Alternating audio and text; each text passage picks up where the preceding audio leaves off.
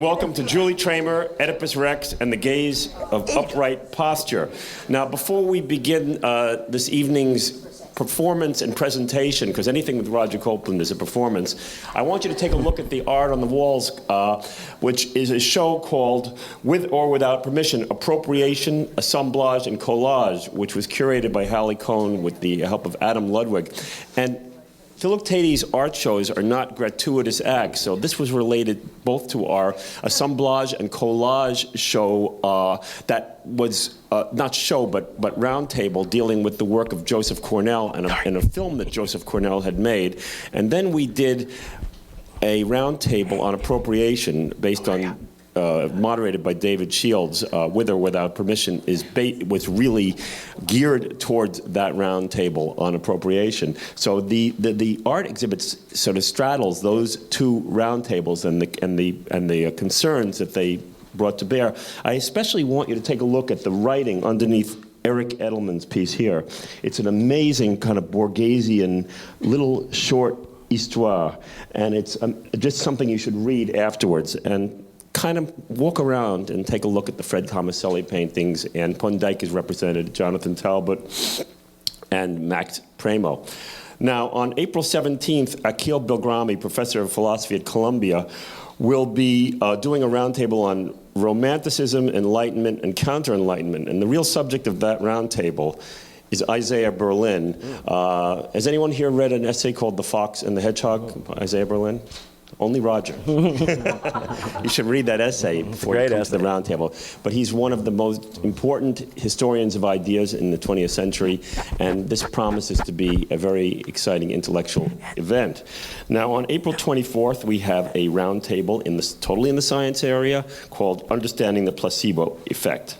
And on April 25th, Jane Ira Bloom, the soprano saxophonist who's done many Philoctetes events with us, is coming here with famous dancer, Azuma, you might know her, Carmen DeLavo. Oh, wow. So Carmen will be here with Jane Ira Bloom on sax. Fantastic. And that too should be, and Rufus Reed, the bassist, will be accompanying them.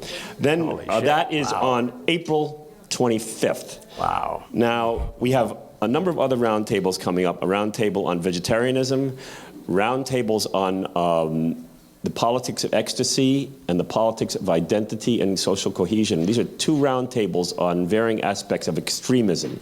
That will be this spring, so you should look at Philoctetes' calendar. And also we will be having the film Crossing the Line. It's an extraordinary film about an American who defected to Korea, to live in North Korea. So that will be shown here at Philoctetes, and we don't have the exact dates on those, but go to philoctetes.org.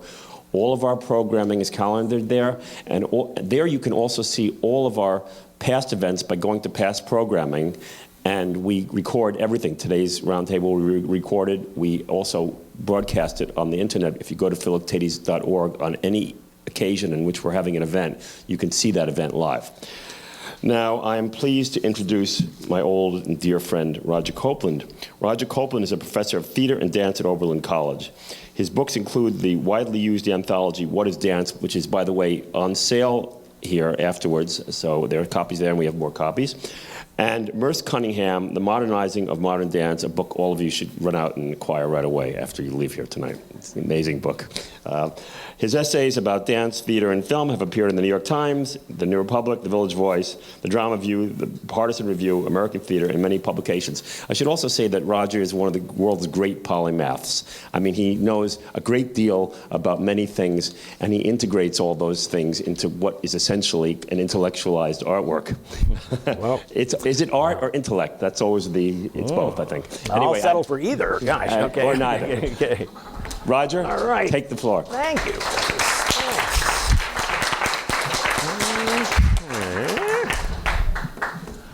Thank you very much, Francis, and fellow fans of Philoctetes. It's really, really good to be back. In fact, it's good to see you because seeing is believing. And what you see is what you get. See for yourself. I'll believe it when I see it. I see. I see. Clearly, the sense of sight is the most highly valued of our five senses. Just note the way I greeted you a moment ago. I said, good to see you. I didn't say, good to hear you, good to smell you, let alone good to taste you. So you see what I mean? Long before the 18th century in Europe, the era that intellectual historians routinely refer to as the Enlightenment, and I'm underlining the light there, the visual sense has long enjoyed an especially privileged status in Western civilization. In fact, soon after concluding that we human beings possessed five senses, Aristotle unhesitatingly ranked sight supreme. Quote, "Of all the senses, trust only the sense of sight," he observed in the Metaphysics. Even his teacher Plato, who seemed so suspicious of pure sensory data in that most famous of philosophical parables, the cave, even Plato in the Timaeus associates vision with the highest reaches of reason. And in that very long tradition of Western philosophy that begins with the ancient Greeks, think how often thinking itself is associated with visual metaphors, reflection, observation, illumination, countless other phrases that in one way or another shed light on the matter. Well, it's always a lot of fun to try and trace the history of an idea, and I could happily go on like this all evening, serenading you with evocative, site-specific quotations from the Old Testament and the New Testament of the Bible. Let there be light, I am the light. Quotations from Shakespeare and other Elizabethan writers. But if I succumb to that temptation, we won't get around to Julie Taymor's remarkable production of Stravinsky's Oedipus Rex. And if the truth be told, it's almost like shooting fish in a barrel to compile a laundry list like this about the pervasiveness of sight and visual metaphors that are so deeply embedded into every aspect of our lives. And I think the sheer ease of the endeavor testifies to the primacy of the visual. Randomly survey almost any group of adults about which of the five senses that they would least like to lose, and 80% of them in most studies will cite sight. At least during our waking hours, eyesight rules the roost. So much so that if you want to ramp up your senses of touch or taste, you need to dial down the dominance of the visual, which is why good restaurants dim their lights so low that it's often hard to read the menu. Ditto for the masseuse, who wants you to savor tactile sensations in a way that's a lot more difficult if the room is brightly lit. In fact, if you want to get all fancy and jargonized and politically correct about it, you could even speak of, maybe even protest against, ocular centrism. Indeed, academic feminists have done precisely that for a very long time. The male gaze, the evil, predatory eye, which practices what the dean's office at Smith College once labeled lookism, that is thought to be part and parcel of other nasty centrisms like logocentrism and phallocentrism. But long before feminists began to rail against the hegemony of the visual, the great 18th century poet, engraver, watercolorist William Blake challenged the reigning assumptions of his own era, the Enlightenment, ironically, when he wrote, "We are led to believe a lie when we see with, not through the eye." And then, just a few years later, the great romantic poet William Wordsworth, in Book 12 of his magisterial The Prelude, writes, "I speak in recollection of a time when the bodily eye, in every stage of life, the most despotic of our senses, gained such strength in me as often held my mind in absolute dominion."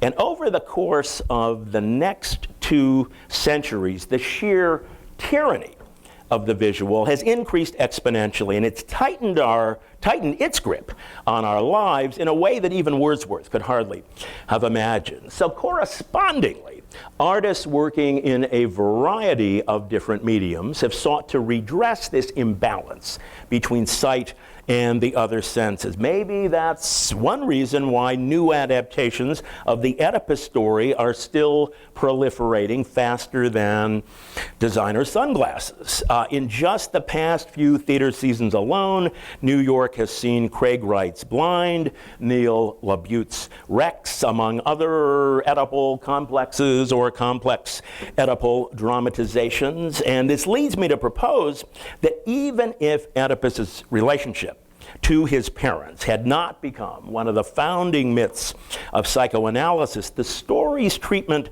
of the fundamental distinction between sight and insight, between mere eyesight and a deeper, more inwardly focused form of vision, would still generate a solid claim to both universality and contemporary relevance. Now, needless to say, any work of art inspired by Sophocles' tragic drama, Oedipus the King, is invariably going to examine the differences between eyesight and insight, or true vision. Just for starters, there's the very obvious, unavoidable contrast early in the story between Oedipus, who has eyes but cannot, quote unquote, see who he is or what he's already done, whereas Tiresias, by contrast, is blind in the conventional sense of that word, but not blind to the truth. In fact, he is the archetype of the blind seer, a term that is virtually synonymous not just with insight, but with prophecy, with clairvoyance. The blind seer Tiresias knows not only what has already happened to Oedipus, but what has yet to happen. He starts the story in possession of the terrible knowledge that Oedipus will discover only gradually, very painfully, in the course of an excruciating ordeal that culminates both symbolically and paradoxically in the gouging out of his own eyes. Well, to my mind, the single most brilliant aspect of the production I want to talk about tonight, Julie Taymor's 1992 adaptation of Stravinsky and Cocteau's opera oratorio, Oedipus the King. Whew, that's a mouthful. I think the most brilliant thing about this production is the way it embodies, and I use that word quite literally in the sense of making flesh, the master theme of sight versus insight. And she accomplishes this by reconceiving the title character in explicitly dualistic terms. The singing Oedipus, which, by the way, is the only Oedipus that Stravinsky and Cocteau actually wrote. So what I'm about to describe is entirely Taymor's invention. There is no suggestion in Cocteau's or Stravinsky's notes that the opera might ever be staged this way. The singing Oedipus is played by the great, and gosh, I'm sad to say now, late. He died like 2 weeks ago, the British tenor Philip Langridge. But what Taymor adds to the singing Oedipus, which obviously is there in the Stravinsky opera, is a second Oedipus, an inner Oedipus who's not only a silent Oedipus, but also a shadow Oedipus, and in typically Taymor-esque fashion, in many ways a puppet Oedipus, and at least to my mind, no less brilliant than the concept itself of having these two Oedipuses, the outer and the inner, was Taymor's decision to cast the remarkable Japanese Buto dancer Min Tanaka as that silent, purely bodily Oedipus. And this decision, I think, speaks volumes about where Taymor believes true wisdom actually resides. I think somewhere deeper in the body rather than in the externalities of eyesight. Now, Tanaka is an acknowledged master of a genre of contemporary Japanese dance known as Buto. And Buto is routinely translated rather loosely into English as dance of darkness. And for better or for worse, there really isn't much agreement among scholars about the exact origin or the exact meaning of the term Buto. But I think what seems generally agreed upon is the idea that Buto is associated with two different kinds of darkness, dark themes of the sort that you would logically associate with Japan at the conclusion of the Second World War, a nation still reeling from the blinding impact of the atomic weapons detonated on Hiroshima and Nagasaki. But secondly, a literal darkness, the idea of a dancing body that might actually be capable of communicating with an audience of spectators on a purely tactile level, one that circumvents the eye of the spectator altogether. So at least in some ideal incarnation, it might be, I emphasize the conditional nature of this, it might be possible to experience the performance on a purely somatic, kinesthetic level, even if the dance is being performed in total darkness, even if the dance cannot be literally seen by the audience. And this is where the first portion of my long title for this evening comes into focus, Dancing in the Dark. I mean, it could also, of course, be a reference to two of the greatest pop songs of all times, Bruce Springsteen's and Howard Deitz's, which goes way back to that great film, The Bandwagon. Now, the remainder of my title, Julie Taymor, Oedipus Rex, and the Gaze of Upright Posture, is a reference to another consequence of Taymor's decision to cast an accomplished Buto dancer as this inner, silent, holy, bodily Oedipus. And this casting coup enables Taymor to explore an aspect of the Oedipus myth that I think has been all but ignored by most other theatrical adaptations of the story. And what I'm referring to is the deep, abiding connection that I believe exists between the theme of sight in the Oedipus story and a less obvious theme having to do with bodily posture, specifically with upright posture. Now, to be sure, not every version of the story emphasizes this, but certainly it's there in Sophocles' play. The fact that Oedipus is unable to stand fully upright. In a lot of productions that I've seen, at a minimum, he'll walk with a limp or have a cane, and that's a consequence of a lifelong disability, which was the result of the wound that he incurred as an infant when a spike was driven through his ankles before he was left to die on Mount Cithaeron, so as not to fulfill the Apollonian prophecy that any child born to his parents, to Laius and Jocasta, would can't remember, do something to one of them and something to the other. Some unspeakable Oedipal crime. Anyway, Oedipus's very name is usually translated into English as swollen foot.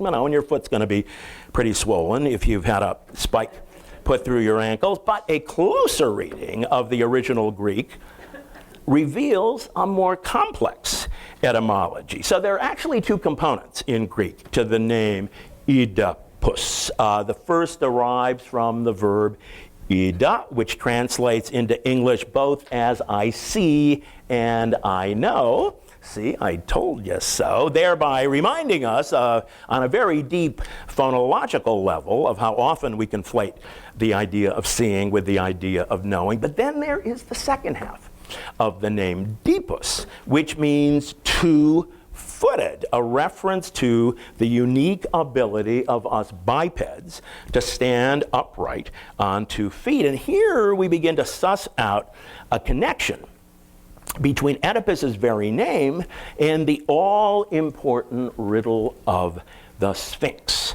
which he was the first person to solve. The puzzle posed by that scary creature who plopped herself down outside the gates of Thebes and devoured everybody less clever than Oedipus, that famous riddle goes as follows. What walks on 4 legs in the morning, 2 at midday, and 3 in the evening? And then the final brain teaser, the more legs it has, the weaker it be.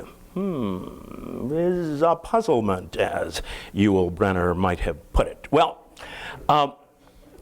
Oedipus, always the smartest kid in the class, answered one word, man. Obviously, it was a punchline with a real punch because the Sphinx promptly offed herself. And of course, by man, he meant human beings.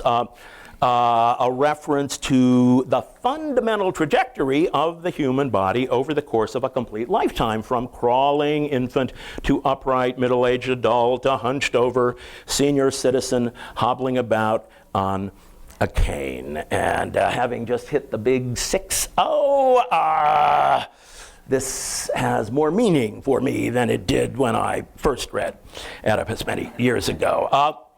Well, I promise this is the last thing I will say before finally treating you to some gorgeous footage from the film adaptation of the production.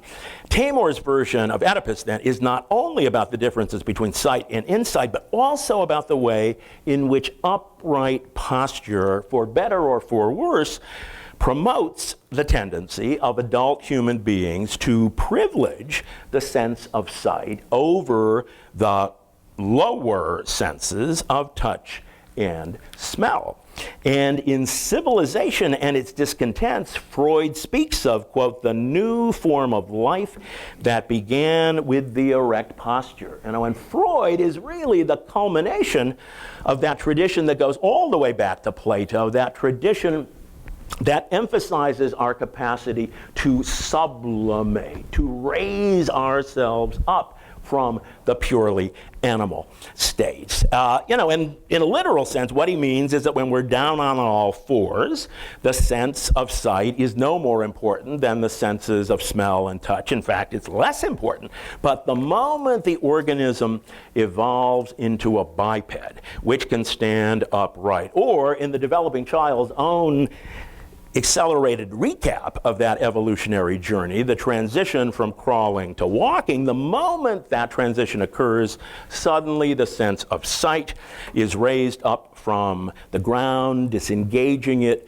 from earlier and earthier olfactory and tactile sensation. So this is where the final portion of my title finally comes into play, the gaze of upright posture, which is a fabulous phrase that was coined by an underappreciated psychologist named Erwin Strauss in a marvelous essay published, I think, in '63, called Born to See, Born to Behold. And as we will soon see, I promise, almost there, Buto, as embodied in the movement of Min Tanaka, is not only a dance of darkness, but also a critique of upright posture. Tanaka's movement vocabulary derives from his expressed desire to reawaken somatic memories of traditional Japanese movement practices, such as the bent-over body that works in the rice fields, the body that remains seated for extended periods of time in Zen meditation, the horizontal body which sleeps on straw mats, tatami mats very close to the floor. So now, Molly and Adam, drum roll please, let us finally, and with profuse apologies for my long-windedness, turn to the DVD. But a spoiler alert, which is I'm going to start at the end of the story rather than the beginning. I'm going to screen the final 8 minutes of Taymor's production. So if you don't know the name of the person who killed his own father and stooped his own mother, I think that's the way they say it in Greek, isn't it?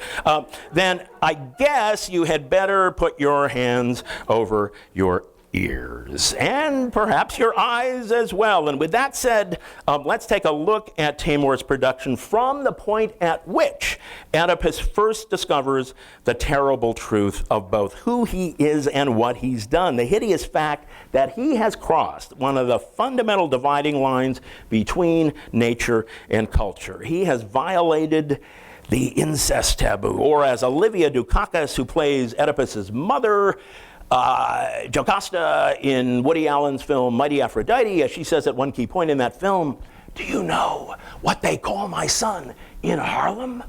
Okay.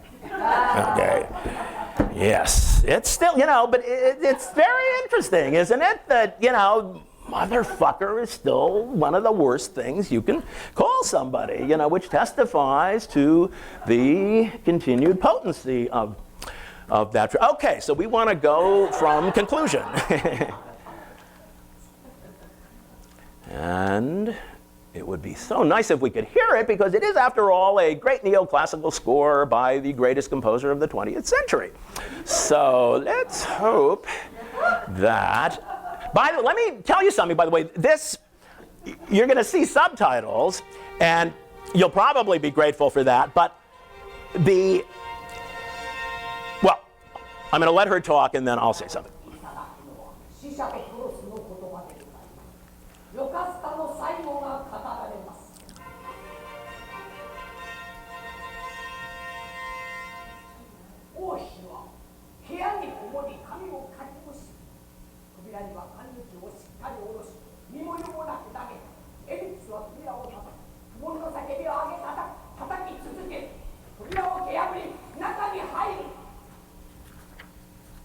So, those sections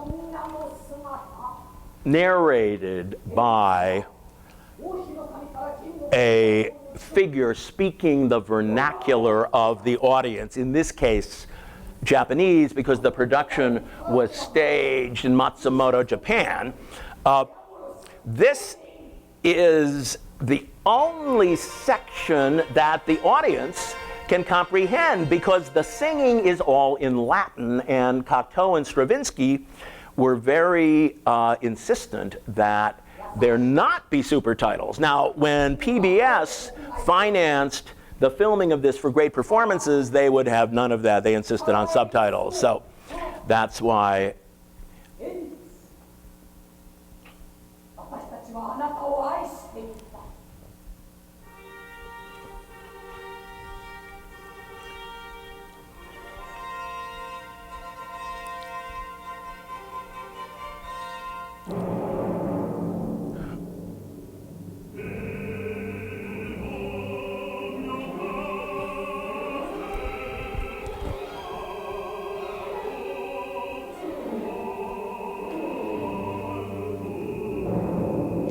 Now, if you've ever seen another production of this oratorio, you know that usually it is in fact staged as an oratorio, which means it's really not staged at all. There are just singers and the orchestra. No costumes, no movement, no scenery. So everything you're seeing beyond the score itself is all Taymor's invention.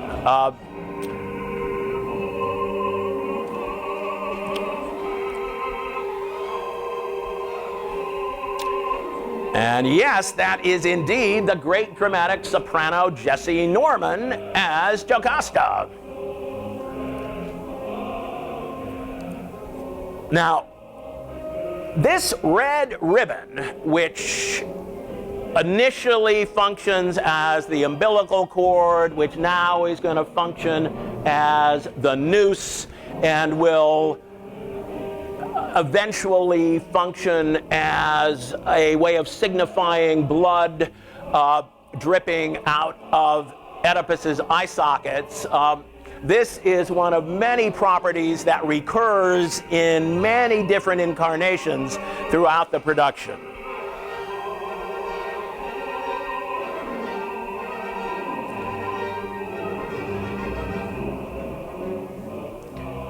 Now, that is Min Tanaka, although we're not going to see him clearly, until the armor that he wears, until the calluses, the scars, everything that insulates and isolates him from the truth is removed. He is now going to be stripped of all of his defense mechanisms, a little like Lear on the heath in the storm scene, when he becomes unaccommodated, when he takes off his clothes and becomes the thing itself.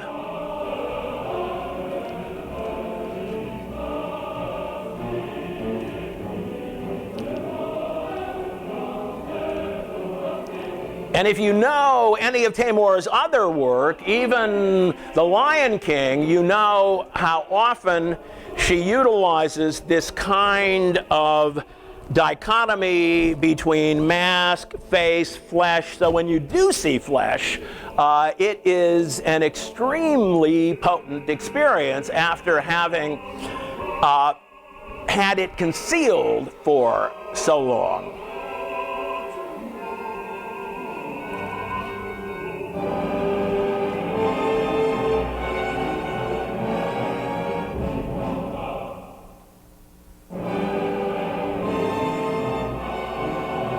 Now, if you look carefully under Min Tanaka's eyes, well, it's pretty clear on this DVD. Those are pieces of red ribbon, not stage blood.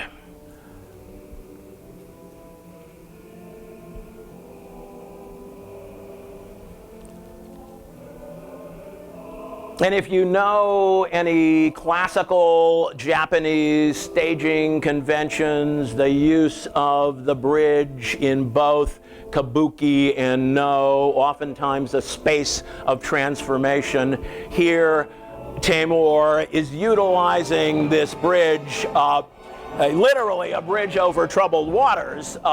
She's using it for the ultimate transformation, the ritual transformation of Oedipus into the Oedipus who now knows the truth, who has wisdom and is going to exit. As he exiles himself from Thebes toward Colonus, he will walk through this pool of cleansing, purifying water functioning even more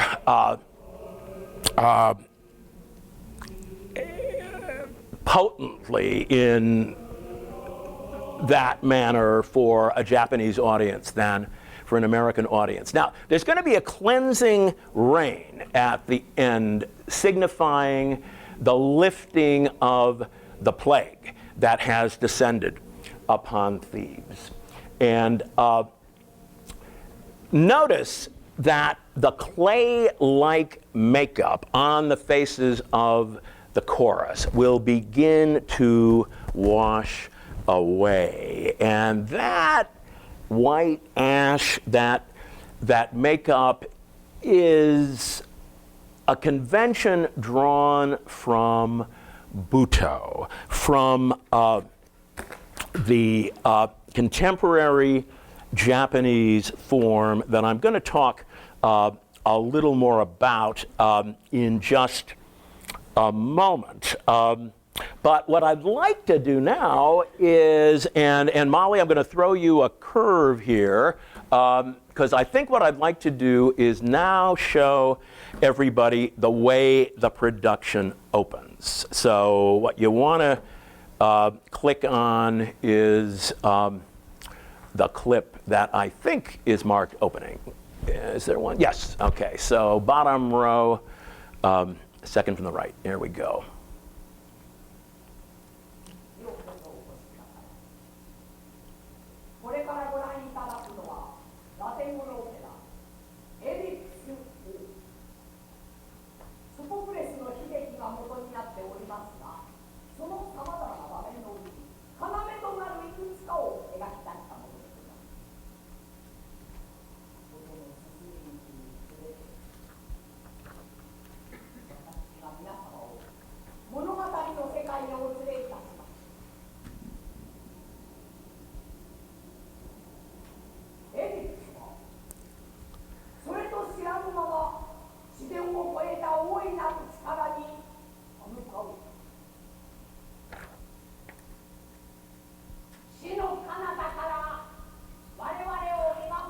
Now, there would never be a curtain of that sort in classical Japanese theater. So notice what's going to happen to this curtain. I mean, it's going to be violated in a rather violent and perhaps violently sexual way.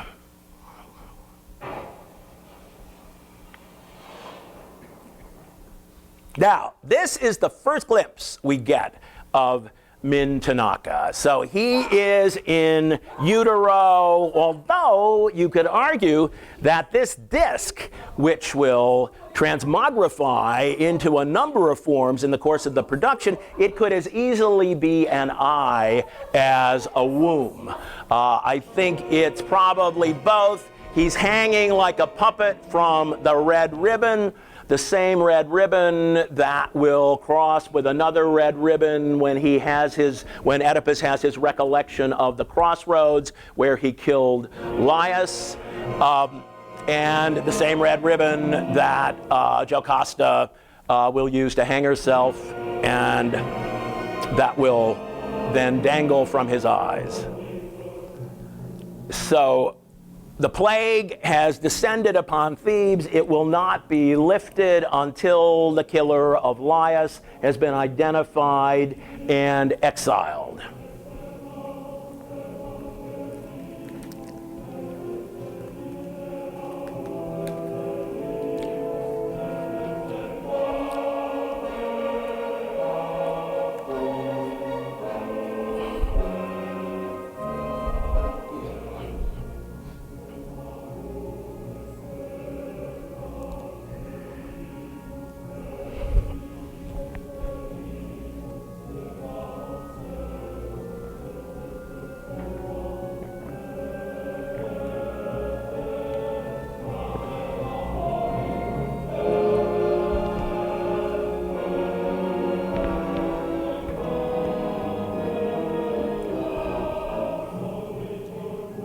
Now, in the context of this production, you're looking at victims of the plague. But those gnarled hands that you see in close-up, those are one of the signature movement motifs of the Japanese form of Buto. Buto is a form of post-World War II Japanese dance that I think, this at least is my argument, I think it picks up where early modern dance left off. And what I mean by that is that it returns to some of the founding principles of modern dance, principles that have begun to disappear with the emergence of a new generation of modern dance choreographers in the 1950s, people like Merce Cunningham and Paul Taylor. Both Taylor and Cunningham, even though they were both members of the Martha Graham Company at one point in time, they both exemplify a post-Graham variety of modern dance which has kissed and made up with modern dance's traditional antagonist, ballet. But Buto, on the other hand, remains fiercely anti-balletic. It takes us back to the founding. The Tea Party guys would really, really like that. Back to founder's intent. The early days of 20th century modern dance, with its desire to emphasize the kinesthetic and the tactile at the expense of the visual. The sort of visual detachment that was presumably the experience that characterized the spectator's state of mind while viewing 19th century ballet, especially the sort of pseudo-balletic spectacles featuring tableaux vivants that began to dominate post-romantic ballet in a lot of Europe and certainly America during the absolute nadir, the absolute low point of ballet as an art form in the late 19th and early 20th century. But even at its most artistically satisfying, in, say, the work of Petipa or Bournonville or Balanchine, the underlying principle of en dehors or turnout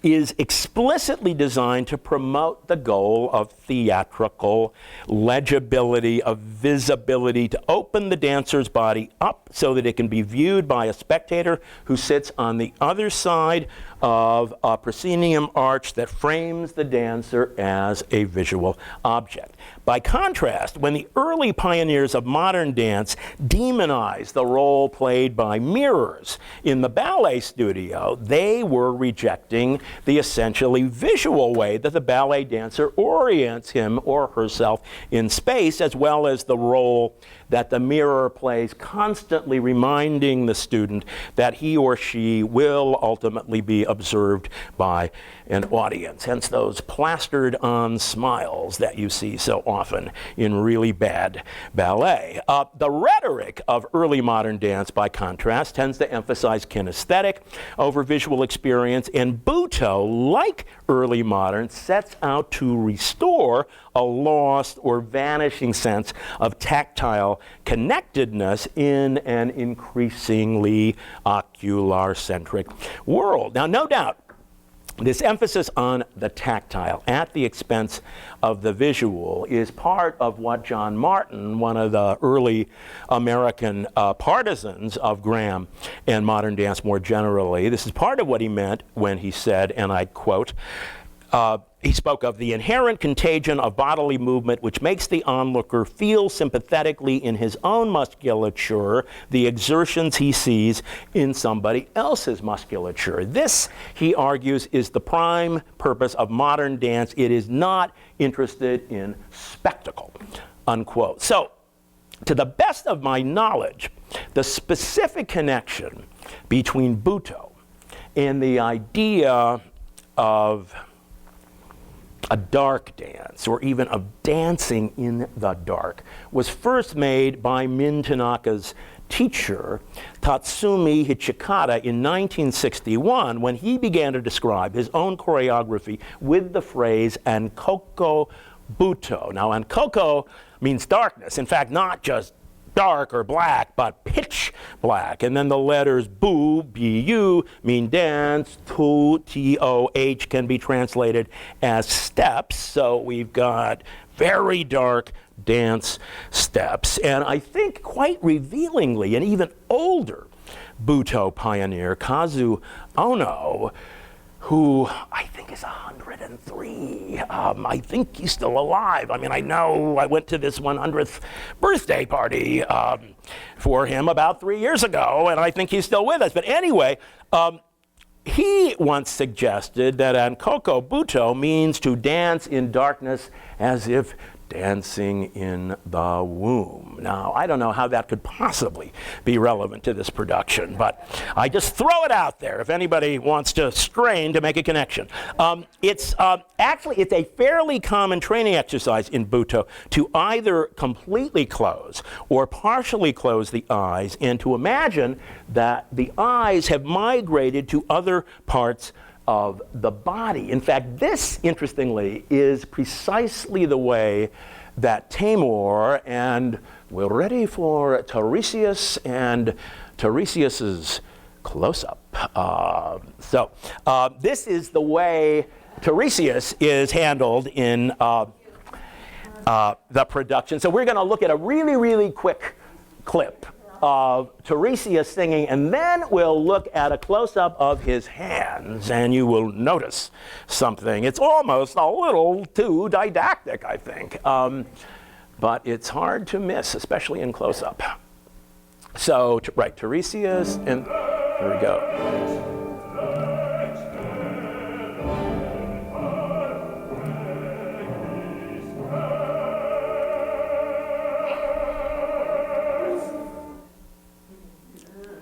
Okay, and I wasn't looking. Did you do the close-up? Yeah. Okay, sorry, I was looking down at my notes. All right, that's actually all we need. There it is. Great. So now, Butoh is defiantly anti-balletic, I would argue, not only in its rejection of ballet's visual rather than tactile orientation, but also in its rejection of balletic uprightness. And here we creep, or maybe I should say begin to crawl, even closer to the heart of that deep connection in Taymor's Oedipus between the critique of eyesight on the one hand and the critique of upright posture that tends to privilege eyesight. Min Tanaka's teacher, Hichikata, modeled a lot of his own dancing on the movements of social outcasts who were often physically disabled, many of them literally unable to either stand or walk fully upright. And in an essay titled He Who Crawls the Earth, which is subtitled Homage to My Teacher, Tatsumi Hichikata, Min Tanaka writes, "I am an avant-garde who crawls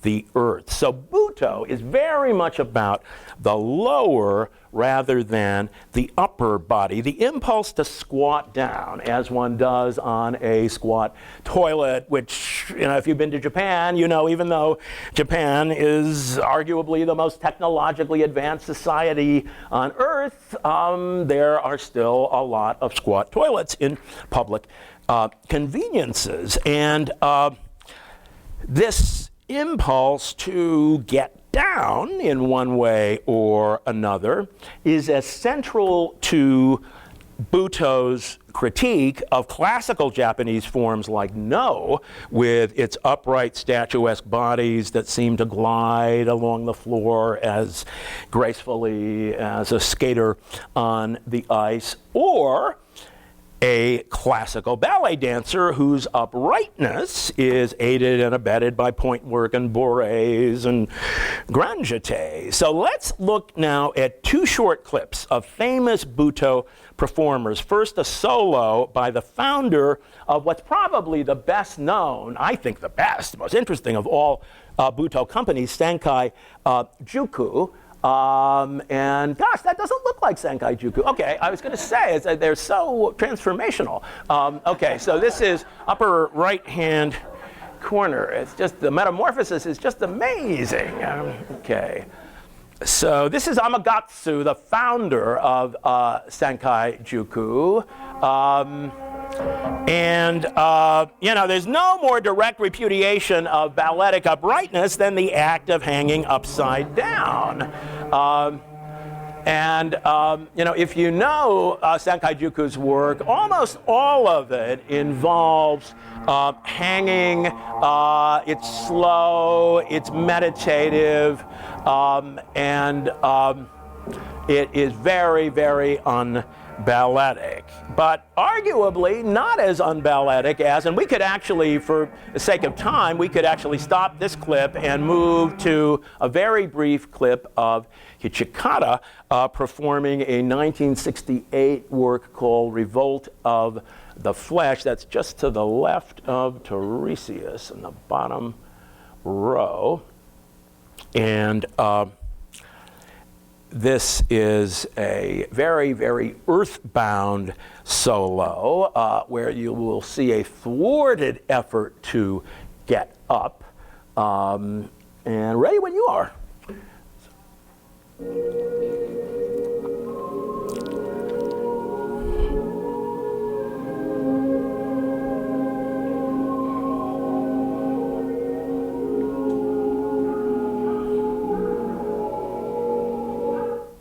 Okay, well, this antagonism between Buto and ballet takes on an added significance if you situate Stravinsky's oratorio of 1927 in relationship to his subsequent career. This is the beginning of his great neoclassical period. And I will bet you, if we have any balletamanes in the audience tonight, that somebody will surely know the name of the work that Stravinsky next composed. It premiered in 1928. It was the score for a dance that is still in the repertory of the New York City Ballet, the oldest dance in NYCB's repertory. Going, gone. No, Egon is much more recent. No, Egon is 1957.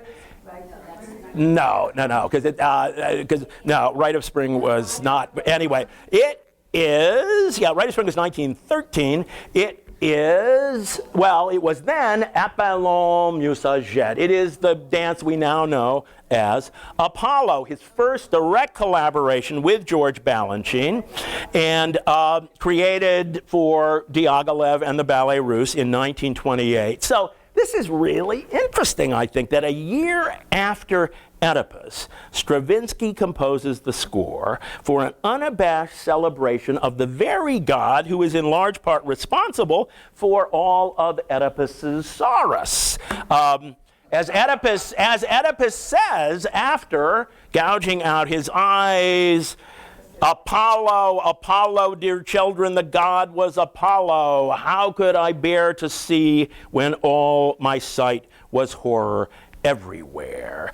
So, both mythologically and in terms of Stravinsky's own development, Apollo and Oedipus enjoy a fascinatingly complicated, you might say downright dialectical relationship to one another. Let's look at the final moment of the current New York City Ballet version of Apollo. Balanchine tinkered with this ballet up until, this is the 1979 version. He died in '83. This is where he got rid of the staircase that they used to ascend before the apotheosis. So now we'll see the apotheosis when Apollo is united with his three muses. And this is the so-called sunburst pose. So let's see, so we want to go to, there we go, okay. And this is Peter Martin's son, Nilus as Apollo, and Isabel Guerin as Terpsichore, and Zana Iapova as Calliope, and Patricia Barker as Polymnia.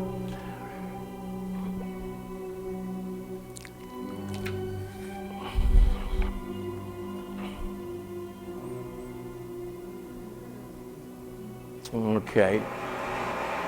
All right, now remember that sunburst. In fact, how could you forget it? The idea of Apollo and the sun, heliocentrism, if you want to call it that, has been central to ballet from the very beginning. The founder of ballet was none other than the Sun King himself, Louis XIV, who loved to perform, and at the age of 16, he got his moniker, the Sun King, when he appeared as Apollo in La Ballet de la Nuit, the ballet of the night. Here's a reconstruction of the conclusion of this 17th century work, the ballet of the night. The vocabulary back then was still pretty terrestrial, but it is very upright. It is very frontally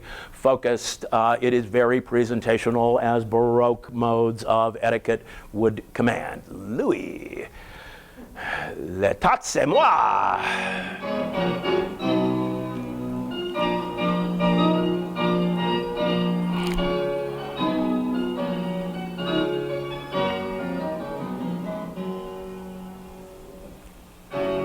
Have no doubt I belong to the world I warm. For the universe, not for myself was I born. My task is to rule all my people all my days, and fate, to whom I owe my crowning rays, has decreed that my will unhindered shall reign in each far corner of my domain. Okay. Now, I've got some more clips from the Taymor that I would love to show, but I also want this to be less of a monologue and more of a dialogue. So why don't I just fabricate a sort of temporary conclusion here, and then we can open things up, and I'll probably find a way to work the clips into our discussion. So I wanted to read you an excerpt from a great essay written in the 1920s by a compatriot of both Stravinsky's and Balanchine's, the great Russian balletomane Akim Volinsky. His essay, The Vertical, the Fundamental Principle of Classic Dance, an essay that both Balanchine and Stravinsky were intimately familiar with.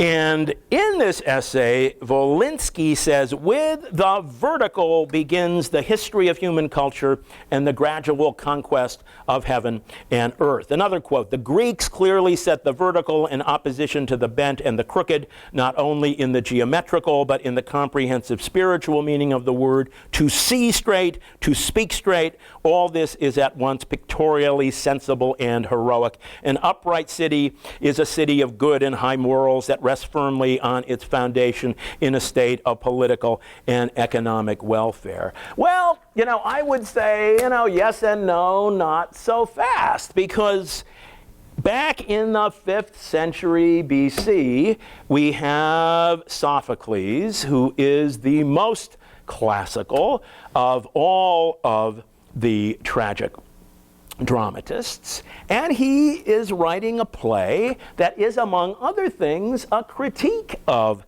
upright posture, a critique of mere eyesight, suggesting that there may be something perhaps more Dionysian, something that we need to offset that Apollonian uprightness that can lead to all kinds of wonderful sublimated results, but can also lead to repression, imperialism, colonialism, lots of other things. So I think there is real wisdom in this idea that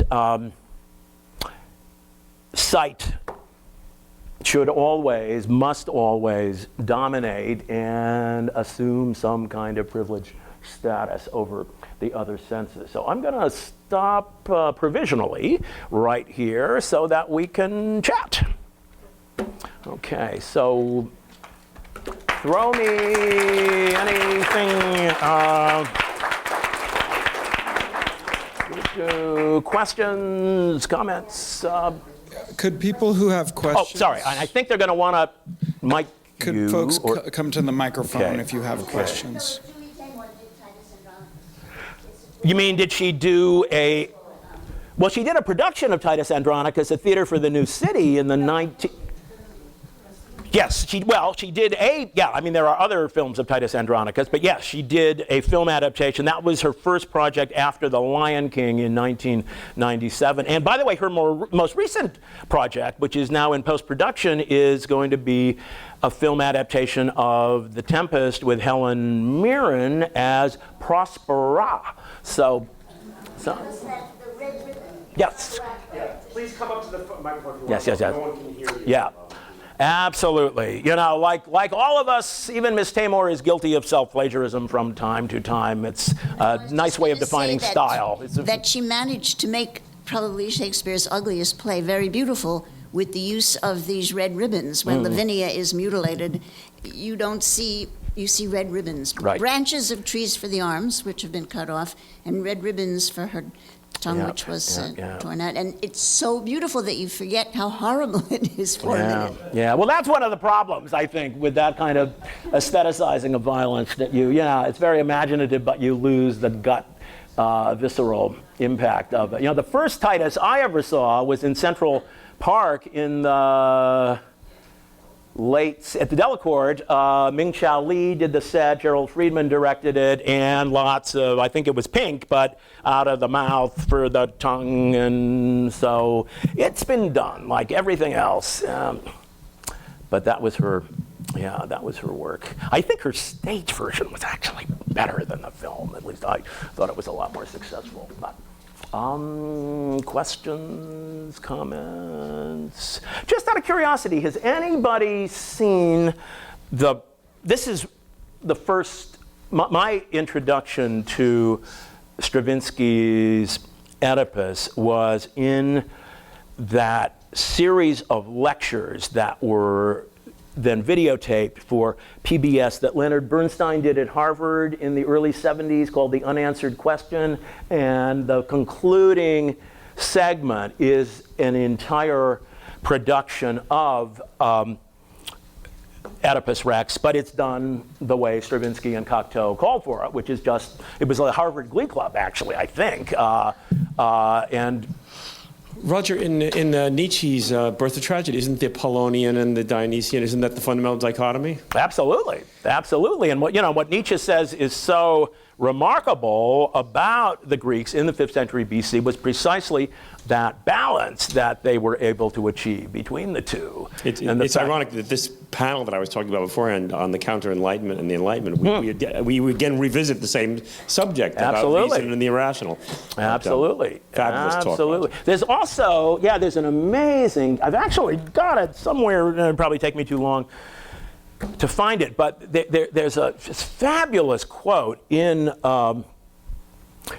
Nietzsche's Birth of Tragedy about the Sophoclean hero staring too long into the sun until the eye patches are burned, and he doesn't even talk about Oedipus. I mean, but it's a pretty obvious reference to the way in which Oedipus could function as this sort of, in a weird way, as a sort of Dionysian figure. Because if you look at what Levi-Strauss does with Oedipus, for example, in the structural study of myth, he talks about him as what Victor Turner would call a liminal figure. He kills off the Sphinx, who is really obviously into human sacrifice because she's sacrificing all of these humans.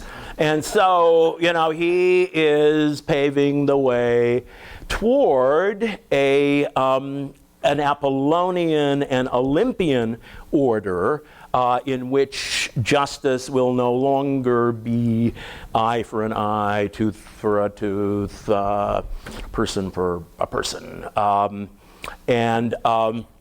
What was my other point? I just derailed my train of thought. Yes, that's actually thinking about what the cerebral cortex and the limbic, the kind of the animal nature of man and the nature of the reasoning self, that the development of the cerebral cortex. I mean, you could do a whole left brain, right brain thing, but I mean, literally, in man, the cerebral cortex develops to increasingly larger extent, and that part of the brain grows and grows. That the reasoning section, and then there's the animal or limbic side of the brain, and so you have, in a certain sense, a metaphor for the development of the mind itself. Right. These two forces, the reasoning mind and the animal mind. Absolutely. Absolutely. But what I was going to say about Levi-Strauss was that he goes into a whole etymological analysis, not just of Oedipus's name, swollen foot, but Laius, his father, is left-handed, and the grandfather translates as lame. And so his argument is that in all creation myths, Chthonian or chthonic humans are unable to stand fully upright. They haven't yet mastered upright posture. And that's, as somebody who has occasional back trouble, I think upright posture was a really bad idea in a lot of ways. So, I'm not sure we're really designed for it, but Levi-Strauss's argument, which he then, of course, extends cross-culturally, and he finds Pueblo analogies, because he really wants to universalize the myth. But he's convinced me that it applies to any culture I can think of. Oh, now this is the perfect room, because I realize you need eyes in the back of your head to see the questions back there. So I need a buto. Hey, Sam. Hey, so I found it interesting, your translation of the word buto, because I wasn't familiar that it meant dancing in the dark. And my first exposure to Min Tanaka was actually completely auditory. Because he collaborated with Derek Bailey, an improvising guitarist, for many years. And so I was used record shopping, and I found a CD of Derek Bailey's called Music and Dance. And it's a CD recording of a live performance that he did with Min Tanaka. And the packaging is very blank. It's just sort of a white, the disc is just white, the packaging is white, with a little tiny photograph, thumbnail-sized photograph from the performance. And the show itself was besieged by rain.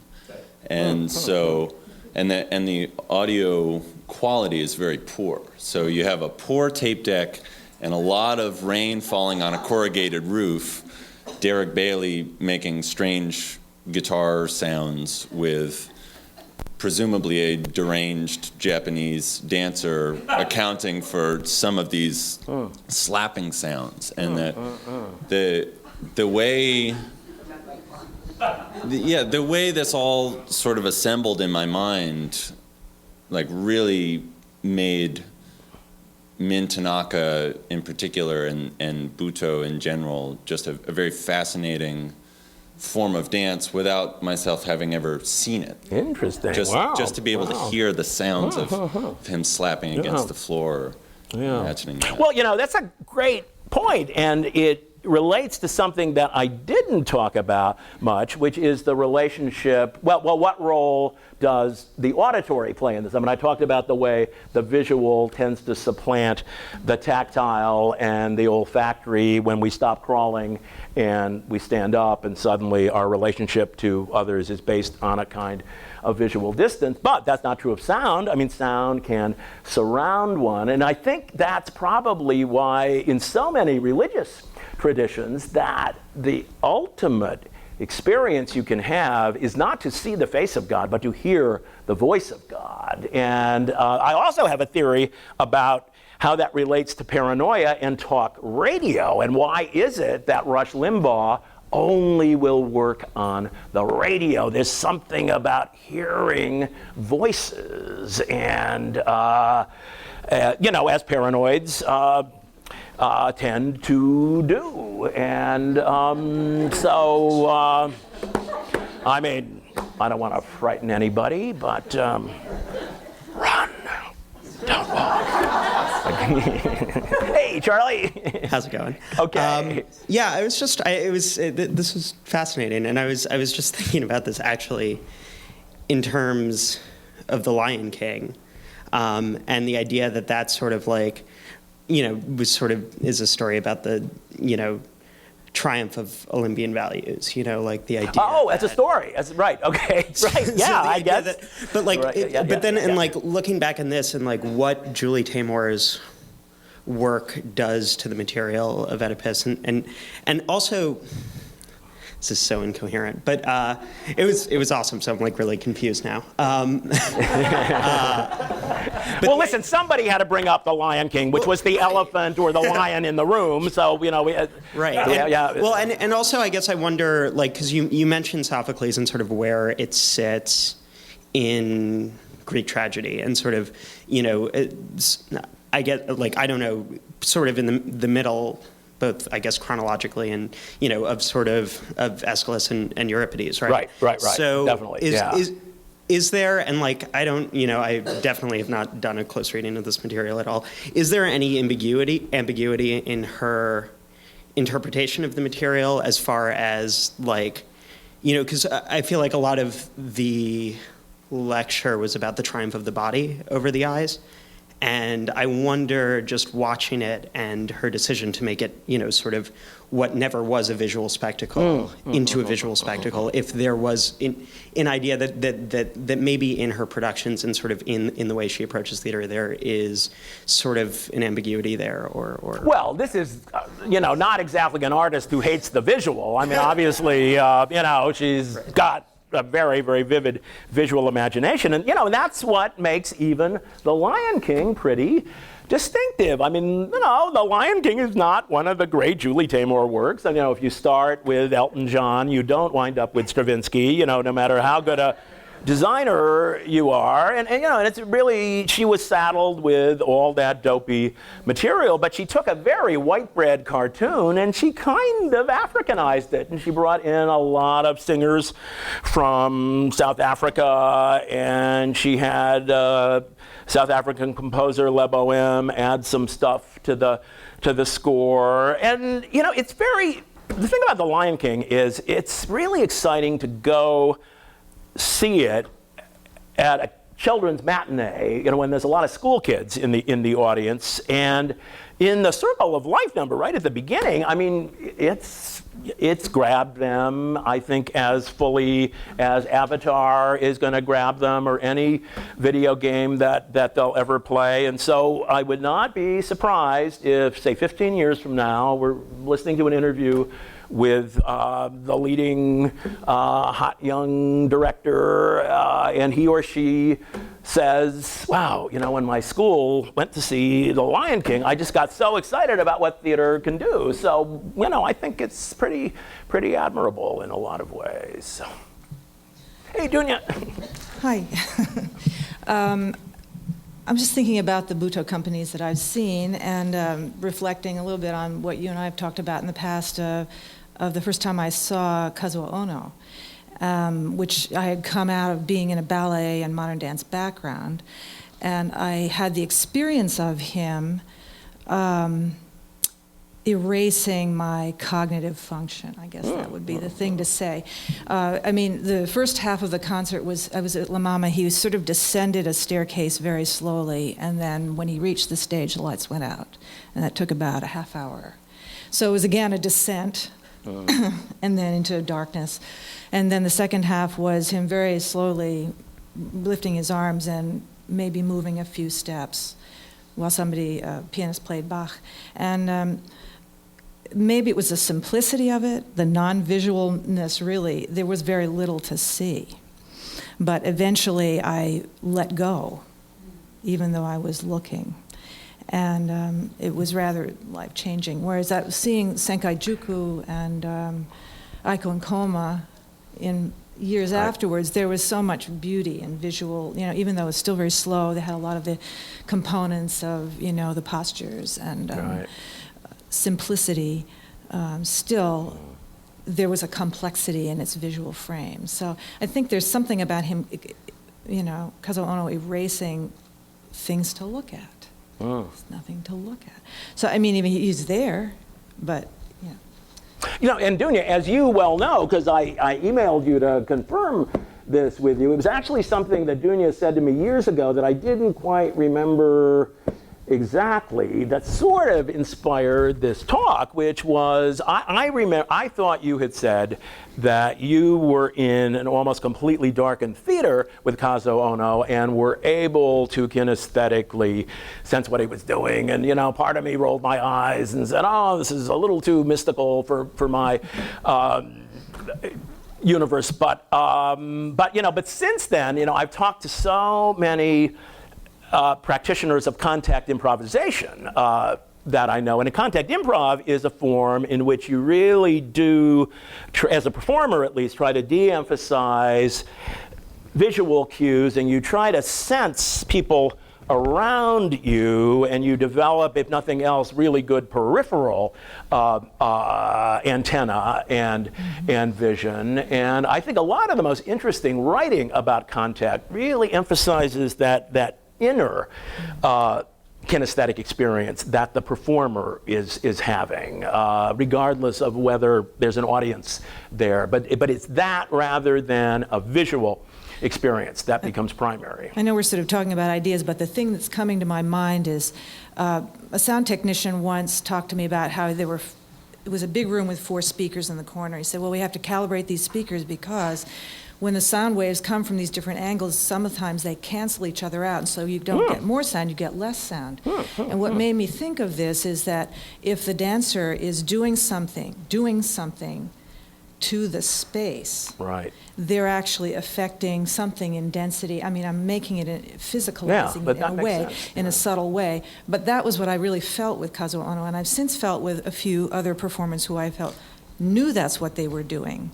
So there was an actual physical dimension to their work that was not about eyes. It was really, I would say, about maybe air pressure or, I don't know, pheromones. I mean, something physical. So. Yeah. Well, I had lunch a couple of weeks ago with Nancy Stark-Smith, who's one of the founders of Contact Improv, along with Steve Paxton. And, and I asked this question to her, and she said, well, look, Roger, it's not that difficult. She said, if you can close your eyes, and if you're walking, you're probably going to sense the presence of a wall before you run. I don't know that I would, but people who are a little more proprioceptive or whatever that term is might. But anyway, I can certainly see how she would be able to sense, or you would be able to sense the presence of the wall before I ran into it. So please just tell me that I'm driving toward the wall.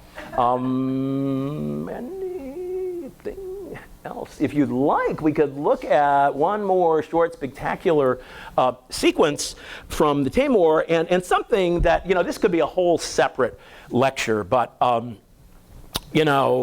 big, thing today, the flavor du jour is, multicultural, intercultural. And, people know that if they want to get funding from a government arts council, to the extent that there still are any government arts councils, the thing to do is to propose a fashionable sounding hybrid of ballet and breakdancing, or whatever. And, and you get a lot of art by Cuisinart, which is just, and so, but Taymor, you know what it is? It used to be in the modernist era, the motto was form follows function, but in the postmodern era, the motto is form follows funding, and multi-culti is where the funding is. But anyway, Taymor, by contrast, is one of those people who really does what the anthropologist Clifford Geertz calls thick description. She really digs into the roots and the context of the conventions that she's utilizing. So if we go to the Sphinx, okay, over there, which is the moment when Oedipus recollects his encounter with the Sphinx, you'll see the way she mixes and matches conventions from cultures that she has deeply studied. So you'll see the Sphinx. It's like a bunraku style puppet, with three human operators, but the wings themselves are like Indonesian shadow puppets. So this is a beautiful sequence. So we can conclude with this. Okay, here we go. Good.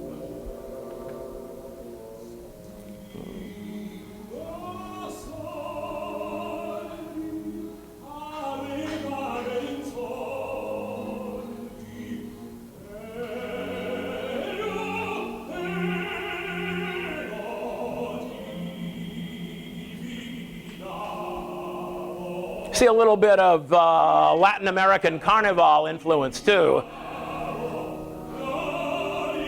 And then this is the moment, notice, where Min Tanaka comes closest to upright posture, and yet he still has his cane. So he's shadowing the triumphant Oedipus, and this is the moment of I have solved the riddle. I am Oedipus. And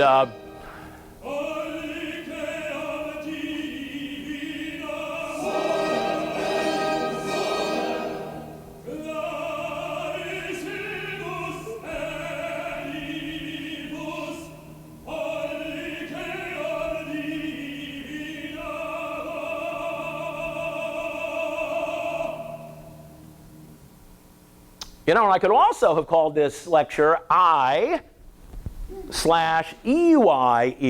because you read Piaget, for example, and he'll argue what's the moment that the child first begins to use the first person pronoun. It's usually right around the time that they stand up and start to walk, and there is that connection between and I, in that sense of self. And I thought, Frank, if I was going to have to work some psychoanalysis into this, I would go back to Monsieur Lacan and his mirror stage. And Lacan talked about how the infant will develop this illusory sense of the unity of self by looking at his or her upright self in the mirror, and it's that, I am a whole unified being. It's that mirror stage that lends us what Lacan says is the illusory